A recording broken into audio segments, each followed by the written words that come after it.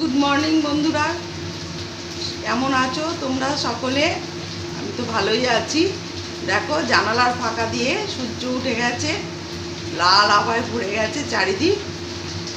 এদিকে দেখো আমার বাড়ির সামনে দিকটা, চারদিকটা দেখো, দক্ষিণ দিক আমার খোলা।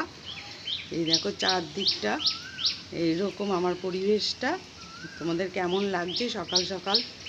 দেখেছো তোমরা পাখির আওয়াজ শুনতে পেরেছো? পাখির কলরব, নানান ধরনের পাখি এখানে দেখা যায়। এই মাঝে আমি বসিয়ে দিয়েছি রান্না, ঢ্যাঁড়স আলু ভাজা বসিয়ে দিয়েছি সকালে টিফিনের জন্য। আটা মেখে রেখেছি, রুটি বানাবো। আর আমি কি রান্না করব পরে তোমাদের সাথে শেয়ার করব। এই যে মাছটা জলে ভেজিয়ে রেখেছি, ফ্রিজ থেকে বের করে মাছটা রান্না হবে। আজকে বেশি কিছু হবে না, কারণ আজকে আমাদের বিয়েবাড়ি নিমন্ত্রণ আছে, তার জন্য অল্প কিছুই রান্না করব। মাছটা করার জন্য এই যে মাছের মধ্যে নুন হলুদ মাখিয়ে রেখেছি। এবার মাছটাকে আমি ভেজে নিচ্ছি, কড়াই তেল দিয়ে দিয়েছি। মাছটাকে এবার ভেজে নেব। মাছগুলো ভেজে নিয়ে মাছ ভাজার তেলে আমি কয়েকটা জিরে ফোড়ন দিলাম।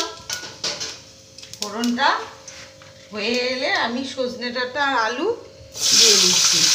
সজনে ডাঁটা আর আলু দিয়ে আমি মাছটা রান্না করব।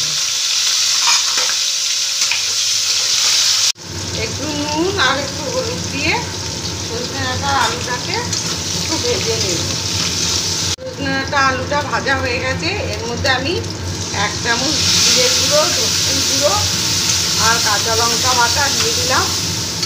স্বাদ মতো নুন আর হলুদ দিয়ে একটা টমেটো কুচি দিয়ে মশলাটাকে আমি কষিয়ে নেব। মশলাটাকে ভালো করে কষিয়ে নিয়েছি সজনে ডাঁটা আলুর সাথে। এবার আমি জল দিয়ে দিচ্ছি।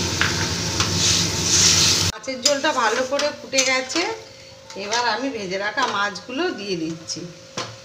মাছগুলো দিয়ে ভালো করে ফুটিয়ে নিয়ে আমার তৈরি হয়ে যাবে সজনে ডাঁটা দিয়ে আলু দিয়ে রুই মাছের ঝোল। বেগুন ভাজা করব। কড়াইতে সর্ষের তেল দিয়ে দিয়েছি, ডুমো ডুমো করে কেটে রেখেছি উচ্ছে আর বেগুনটা। এবার ভেজে নেব। নুন হলুদ দিয়ে উচ্ছে বেগুনটাকে আমি ভালো করে ভেজে নেব। আমার তৈরি হয়ে গেছে দুপুরের মেনুতে। আজকে ছিল উচ্ছে বেগুন ভাজা আর রুই মাছ সজনে ডাঁটা দিয়ে আলু দিয়ে ঝোল, ঢ্যাঁড়স আলু ভাজা আর এই গরম ভাত।